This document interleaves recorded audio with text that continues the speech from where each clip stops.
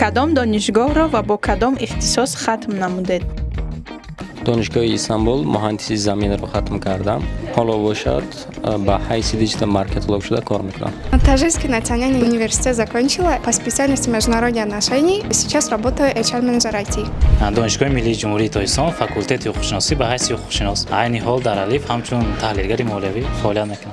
Магнитогорский государственный технический университет, специальность материаловедения и технологий материалов. Работаю сейчас на должности руководителя управления по обслуживанию клиентов. من دانشگاه славяни رو ختم کردم. اختصاصم فیلولوژی روس بود. حاضرش به من منیجر لویوی در IT کار میکنم.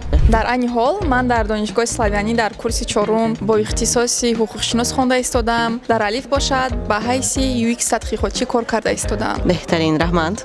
یک دقیقه است ممکن؟ بله.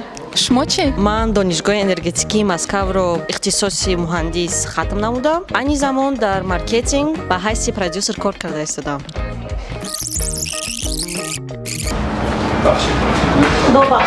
در الف باشد به حیث UX تحقیقاتی.